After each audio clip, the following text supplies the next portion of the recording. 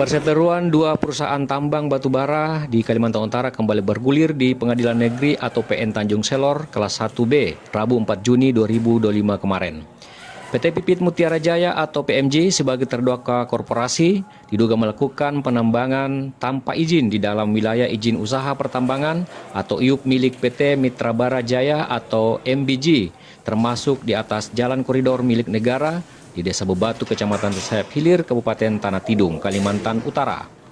Kepala Seksi Pidana Umum atau Kasipidum, Kejari Bulungan Arwibowo, mengaku telah membacakan tuntutan terhadap terdakwa korporasi dalam sidang lanjutan yang digelar Rabu kemarin. Tuntutan kepada terdakwa yang bertindak selaku pimpinan PT PMG adalah pidana denda sebesar 50 miliar rupiah dengan durasi kesempatan diberikan selama 1 bulan, dan jika dalam waktu tersebut tuntutan tidak dibayarkan maka jaksa akan menyita harta benda PMG senilai sesuai dengan hukuman denda yang dijatuhkan. Dalam sidang yang dipimpin Ketua Majelis Hakim Budi Hermanto ini, jaksa juga menuntut pidana tambahan kepada terdakwa berupa kewajiban reklamasi atau pemulihan lingkungan di areal yang telah dilakukan aktivitas penambangan. Jika pihak terdakwa tidak melakukan reklamasi, maka harta benda jajaran pimpinan perusahaan yakni komisaris, direktur akan disita untuk pengganti biaya reklamasi dimaksudkan.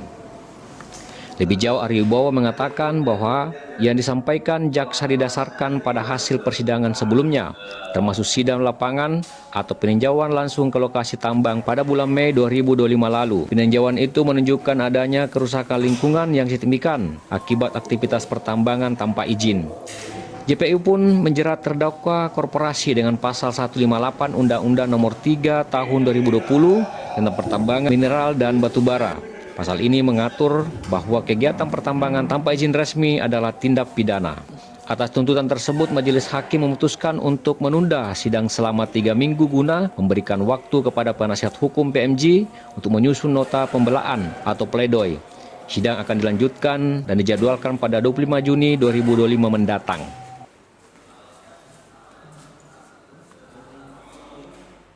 Kesimpulan, kami telah bacakan tuntutan sebagaimana acara persidangan tundaan tahun yang lalu, dan sudah kami bacakan tuntutan kami. Nanti sidang akan ditunda pada 3 minggu ke depan, tanggal 25 Juni untuk acara pledoi dari terdakwa atau penasihat hukum terdakwa. Tuntutannya karena terdakwanya korporasi, pidananya adalah denda kami 50 miliar dan pidana tambahannya reklamasi. Kronologis ya, kami ngaju sama fakta persidangan kemarin, dan kami sempat juga sidang di tempat.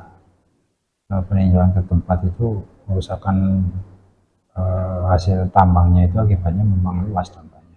Sebenarnya kalau yang kami dakwakan itu pasalnya 158 Undang-Undang Mineral dan Batubara, itu yang dirugikan negara, bukan perusahaan.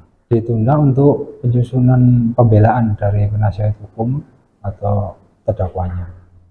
Sementara itu, Direktur MBG Imelda Budiati menegaskan komitmennya untuk menghormati proses hukum yang sedang berjalan. Hal itu disampaikan menyusul tuntutan hukum yang melibatkan sejumlah pihak termasuk pemilik PMG.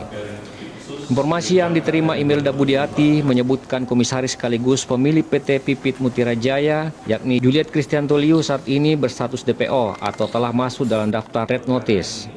Imelda Budiati berharap aparat penegak hukum dapat bertindak tegas dan segera menindaklanjuti proses hukum terhadap pihak yang telah ditetapkan status hukumnya.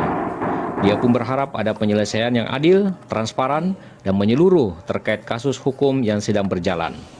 Dari Pengadilan Negeri Tanjung Selor, M. Sakir, Kaltara TV.